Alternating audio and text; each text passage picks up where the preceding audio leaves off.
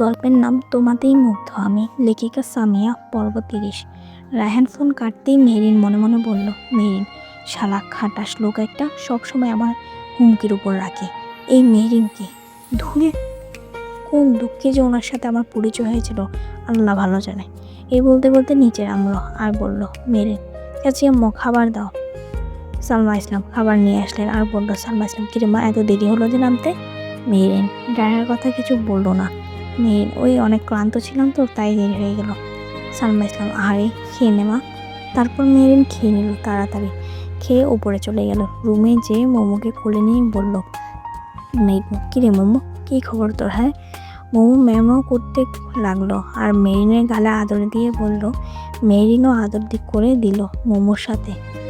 এই কিছুক্ষণ মজা করার পর মেহরিন ফোনটা নিয়ে ফেসবুক দেখলো।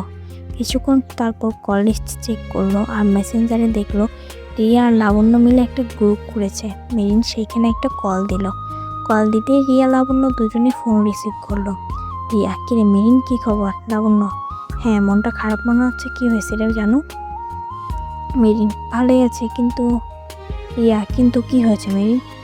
মেহরিন আর বলিস না, ওই শয়তান বুঝের লোকটা কল দিয়েছিল। লাবণ্য কেন কল দিয়েছে তোকে? মেহরিন আরে তোরা যে একটা ছবি পোস্ট করেছিলিস না আজকে। রিয়া হ্যাঁ তো কী হয়েছে?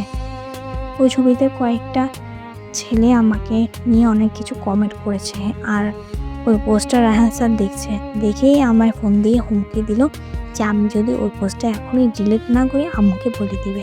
তাই আমি ডিলিট করে দিচ্ছি আর বলছে কখনো যেন আমার ফেসের কোনো পিকচার বা ভিডিও ফেসবুকে পোস্ট না করি। লাবণ্য কেন ওনার কথা তুই কেনই বা শুনবি মেহরিন? রিয়া আরে বুঝতে পারছিস না, ও যদি না শুনে ওই লোকের কথা তাহলে আঙ্কেল আন্টির কাছে বলে দিবে তো। লাবণ্য তাই বলে মেহরিন কেন ওই লোকটার কথা শুনতে যাবে?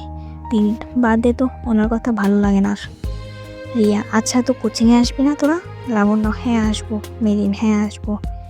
রিয়া আচ্ছা মেহরিন আমি একটা অঙ্ক বুঝতেছি না, তুই একটু বুঝিয়ে দে তো বান্ধবী। মেহরিন আচ্ছা কোন অঙ্কটা বল। এরপর রিয়া অঙ্কটা না বললো। তারপর লাবণ্য বলে উঠলো, লাবণ্য আর হ্যাঁ আমি ওই অঙ্কটা বুঝতে পারছি না রে, মেহরিন আমিও একটু বুঝিয়ে দিত। মেহরিন আচ্ছা ঠিক আছে। তারপর মেহরিন লাবণ্য আর রিয়াকে লাইনে রেখে অঙ্কটা বুঝিয়ে দিল।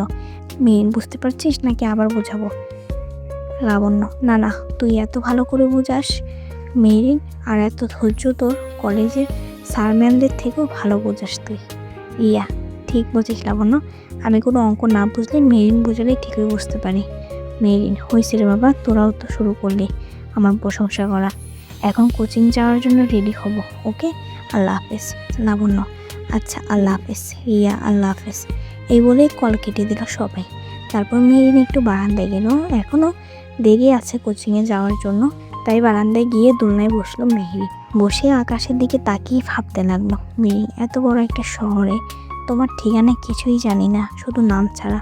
কীভাবে পাবো বলো? তাও তোমায় ছোটোবেলায় দেখেছি, তারপর তুমি বড় হয়ে কেমন হয়েছো দেখতে তাও জানি না রায়হান। প্রতিদিন একবার হলেও তোমার কথা মনে পড়ে আমার। আমি কি তোমায় সত্যি আর খুঁজে পাবো না? কিন্তু তোমার মেহ সারা জীবন তোমারই থাকবে রায়হান, কথা দিচ্ছি। এসব বলতে বলতে মেহরিন চোখ জোড়া ভিজে ওঠে। তারপর মেহরিন চোখের পানিটা মুছে কোচিংয়ের জন্য রেডি হতে চলে যায় মেহরিন। পরবর্তী পর্ব খুব শীঘ্রই আসবে।